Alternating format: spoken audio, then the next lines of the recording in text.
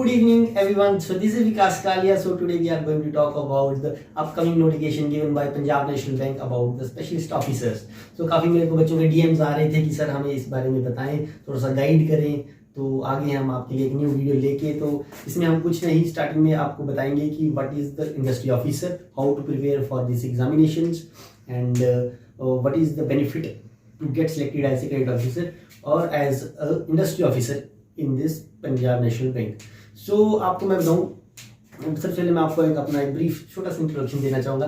So I am Vikas Kalia, I am from Dharamshala, Himachal Pradesh, and I did my BTech from Chandigarh University. After that, I clear several number of examination by the grace of God. First is Industry Officer Punjab National Bank in 2023. Then I clear IBPS PO, SBI PO, SBI Clerk, IBPS Clerk. Now I am currently working as a. Then I also clear the Industry Officer, for which I am today here. So that I am currently working as a credit officer in public sector bank. And so चलिए, मेरे बारे में तो हम बाद में भी बात कर लेंगे, लेकिन आज बच्चों के डाउट के, आज लास्ट डे है फॉर्म फिलिंग का 24 मार्च 2025. तो जिन जिन बच्चों ने अभी तक फॉर्म नहीं भरा है वो जल्दी से जाके फॉर्म भर लें, क्योंकि टाइम अभी क्या है, 4 घंटे है. मैं अभी ऑफिस से आया था तो मैंने जल्दी से, अभी आप देखें मैंने ड्रेसिंग भी चेंज नहीं किया और मैं पानी भी नहीं पिया, मैं जस्ट एक शॉर्ट वीडियो बनाने के लिए आ गया आप सभी के लिए यहाँ पे. तो आइए बात करते हैं कि आपको कैसे तैयारी करनी है, कि इसमें किन चीज़ों का ध्यान रखना है और क्या क्या चीज़ें आपको नहीं करनी है. करने के लिए तो बहुत कुछ है, लेकिन छोड़नी कौन कौन सी चीज़ है आपको वो बताना चाहिए. सबसे पहले आपको मैं बता दूं, इसमें प्री एग्जामिनेशन नहीं है, मींस एग्जामिनेशन है, सिर्फ एक एग्जाम होता है. उसमें क्या है कि आपका pre first are is like a pre kind of nature which is qualifying in nature, और सेकंड क्या है कि आपका मेरिट बनाएगा. तो सेकंड पेपर आपका आएगा इंजीनियरिंग. कौन सी ब्रांच, बहुत बच्चों का डाउट है कि ब्रांच कौन सी रहेगी. इलेक्ट्रिकल से है तो इलेक्ट्रिकल का आएगा, मैकेनिकल का आएगा या सिविल का आएगा. तो मैं आपको बता दूं कि इसमें क्या है कि बेसिक इंजीनियरिंग आएगी which contain the questions of electrical, mechanical, civil and metallurgy of engineering. तो आपको बेसिक क्वेश्चन यहाँ पे आपको गेट और ESC लेवल के क्वेश्चंस नहीं आएंगे. क्वेश्चंस बहुत नॉमिनल टाइप के रहेंगे. मोस्टली जो है वो का बेसिक्स लाइक रहेंगे कि what is the SI unit of resistance for electrical students, what is the dimension of brick, what is the content of silica in the brick. Like this types of question you are going to see in your examination. अब क्या होगा कि आपको इस तरह के 50 question आएंगे. मैं आपको थोड़ा सा पैटर्न समझा देता हूँ. गाइस मैं आपको बता दूं कि कैसे आपको क्वालिफाई करना है और किन किन चीज़ों का टाइम बहुत लिमिटेड है. पेपर तो हर कोई क्वालिफाई कर लेगा, लेकिन लिमिटेड टाइम में क्वालिफाई करना, that is the main crux of this examination. Questions आपको यहाँ पे 200 नंबर का पेपर है, 2 घंटे का पेपर है, और कैसे कैसे आपको अपना टाइम डिवाइड करना है और क्या क्या पढ़ना है वो मैं आपको सब बताऊंगा. तो सबसे पहले आप लीजिए कि 25 question reasoning, 25 English, 50 question of aptitude, each containing 1 marks. तो टोटल 100 मार्क्स का ये हो गया. इसका सिलेक्शन से लेना देना कोई नहीं है, ये सिर्फ क्वालिफाइंग नेचर है. तो इस पर ज़्यादा टाइम भी नहीं देना है, ना ही ज़्यादा क्वेश्चन करने हैं. तो ईजी क्वेश्चन डुएबल है वो करके आगे निकलना है. अब सारा खेल आ जाता है 50 क्वेश्चन का, which contain 2 marks each question. अब ये है 100 नंबर का. अब जो मेरिट बनेगी, जो बच्चे सिलेक्ट होंगे इंटरव्यू के लिए, वो इस 50 क्वेश्चन के लिए होंगे. This is not from one particular engineering branch, this is a combination of basics of engineering, that is the first year of engineering. जो बच्चे, जैसे कि आपको पता है फर्स्ट ईयर जो इंजीनियरिंग का है वो सभी के लिए सेम होता है, कॉमन होता है. उसमें जैसे कि फिजिक्स पढ़ाई जाती है, केमिस्ट्री पढ़ाई जाती है, मेटल्स के बारे में पढ़ाया जाता है. Then basics of electrical engineering, that is ऐसा यूनिट्स ऑफ इंजीनियरिंग. आपको इन छोटी छोटी बातों का बहुत ध्यान रखना है. बहुत हाई लेवल की तैयारी नहीं करनी. This is not a GATE और ESC इंजीनियरिंग सर्विसेज का एग्जामिनेशन ही है. आपको 1 घंटे में 50 क्वेश्चन में से सिर्फ 35 क्वेश्चन जो डुएबल है वो ढूंढ के एक्यूरेट लगा के आने हैं. अगर आप 35 कर लोगे तो आपकी सिलेक्शन होने से कोई नहीं रोक सकता, क्योंकि इतनी कट ऑफ कहीं नहीं जाएगी, नेगेटिव मार्किंग रहेगी. आपको सिर्फ सिलेक्टेड क्वेश्चन करने हैं.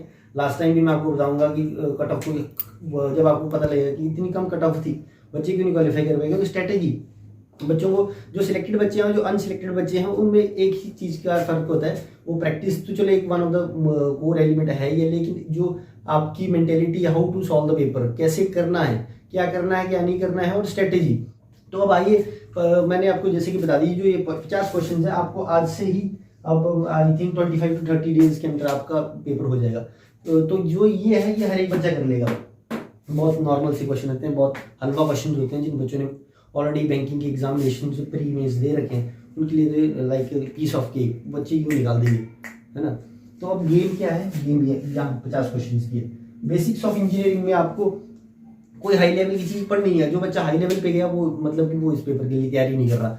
ये बेसिक्स आपने जैसे कि रेलवे में इंजीनियरिंग के जो आपके पेपर आते हैं तो उसमें क्या है कि आपको बहुत वो पेपर लगाओ। तो गाइस मोस्टली बच्चों का यही डाउट है कि जो प्रोफेशनल नॉलेज है वो क्या है, क्योंकि कोई भी प्रिस्क्राइब्ड सिलेबस नोटिफिकेशन में नहीं दिया गया है। तो बच्चों के लिए ये एक लाइक ब्लेंडर की पढ़ना कहाँ से, क्या पढ़ना है, कोई स्पेसिफिक बुक नहीं है, कोई रिसोर्स नहीं है, कहाँ से स्टडी कहाँ से करें। तो स्टडी कुछ नहीं करना है, आपने क्या करना है अपनी फर्स्ट ईयर की बुक्स का अरेंजमेंट करना है। बेसिक्स ऑफ इंजीनियरिंग में आपकी बुक्स आएंगी।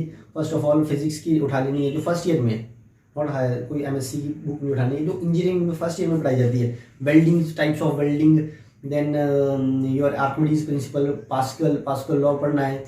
इन डेप्थ नहीं पढ़ना है, बट होता क्या है लास्ट ईयर जब मैं पेपर देने गया तो आर्किमिडीज का एक बेसिक्स का कॉन्सेप्ट पूछा गया था, बर्नौलीज का पूछा गया था, इतने बेसिक्स क्वेश्चन थे लगाओ सर। और बच्चे ईएससी के लेवल का तैयारी करके गए थे। तो जो ईएससी और गेट की तैयारी करके गए थे वो तो न्यूमेरिकल ढूंढ रहे थे, because they are practicing for that. लेकिन ये उस लेवल का पेपर है नहीं, पेपर की डिमांड ही नहीं है।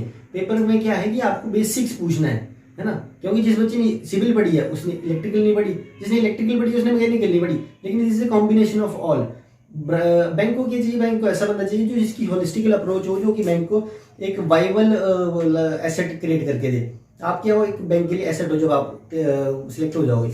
तो उसको जब प्रपोजल करना है तो उसको सिर्फ इलेक्ट्रिकल डिपार्टमेंट या इलेक्ट्रिकल ओरिएंटेड कंपनी का नहीं करना, उसको सिविल का भी आ सकता है, उसको मैकेनिकल का भी, उसको मेटलर्जिकल का भी आ सकता है। तो अगर वैसा रहता तो पर्टिकुलर ब्रांच नहीं होता। लेकिन उनको एक ओवरऑल बच्चा चाहिए, एक आपको ओवरऑल। तो एग्जाम भी उसी तरह कंडक्ट करवा रही है। आप समझ रहे हैं कि एग्जाम क्यों ऐसा किए गए हैं, बिकॉज ये डिमांड है बैंक की। तो गाइज आपको मैं बता रहा हूँ कि जिन बच्चों ने ऑलरेडी बैंकिंग एग्जाम दे रखे हैं उनके लिए फर्स्ट जो है तो 100 का 100 क्वेश्चन करने हैं। आपने बैठ जाना है, आपने 15 क्वेश्चन इसके करने हैं, 15 इसके करने हैं और 25 क्वेश्चन इसके करने हैं। और इसको बाइंड करके 15, 30, 25, 55, 60 क्वेश्चन इसके करके आगे सेकंड ऑप्शन में आ जाना है। सेकंड अपना जो सेकंड पेपर 50 नंबर का, उसमें आपने मेरिट में 35 क्वेश्चन का टारगेट लेके चलोगे तो आपकी सिलेक्शन कोई नहीं रोक पाएगा।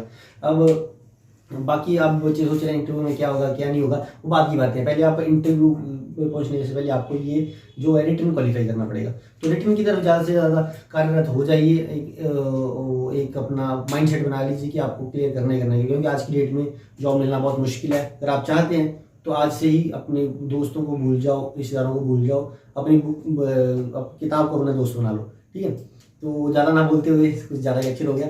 चलो आपको अब नेक्स्ट वीडियो में बताएंगे कि और क्या क्या इन डेप्थ में। नेक्स्ट वीडियो में आपको कुछ सैम्पल पेपर भी लाने वाला हूँ, सैम्पल पेपर सॉल्व करवाएंगे और उससे क्या होगा आपका एक आइडिया हो जाएगा। अभी तो क्या था कि आज लास्ट डे है फॉर्म फिलिंग का, इसलिए मैंने एक जल्दी से वीडियो बना रहे थे। तो काफ़ी बच्चों को मेरे को डीएम्स आ रहे थे, तो मेरे को एक रिस्पॉन्सिबिलिटी थी कि चलो कुछ बच्चे तो एड्रेस होंगे कि क्या पोस्ट है क्या ये, तो समझ में आ गया। आपको एक ओवरव्यू लग गया, मैं आपको सब कुछ बताऊंगा। सो गाइस ये आपको मैंने आपको जैसे कि बता दिया कि जो रिटन में आएगा ये 4 एलिमेंट्स हैं, professional knowledge, reasoning, quant and English. Quant, English और रीजनिंग को भूल जाइए, वो तो सारे बच्चा क्वालिफाई कर लेगा। लेकिन प्रोफेशनल नॉलेज में आपको महारत हासिल करनी पड़ेगी।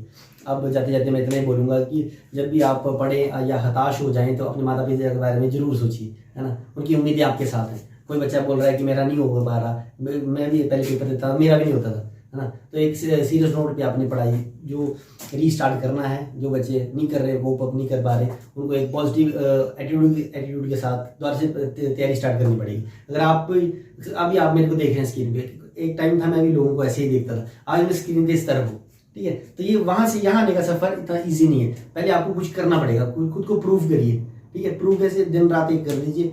अपॉर्चुनिटी आपके हाथ में है, बहुत ही लिमिटेड टाइम है ना। और एकदम पॉजिटिव एटीट्यूड के साथ एक पॉजिटिव और अपने तरफ क्रिएट करिए। उन लोगों से दूर रहिए जो बोलते हैं कि नहीं हो पाएगा, क्योंकि नेगेटिविटी हर तरफ है। आप पढ़ाई की तरफ नहीं, आप जॉब में आ जाएंगे तो भी नेगेटिव लोग आपको वहाँ भी मिलेंगे, नो डाउट। लेकिन आपको क्या है कि पॉजिटिव रहना है, पॉजिटिव रह के अपनी तैयारी, जैसे क्या हो जाएगा, नहीं होगा पेपर क्वालिफाई। तो आप अगर आप अभी तैयारी नहीं करोगे तो वैसे कि होगा ही नहीं।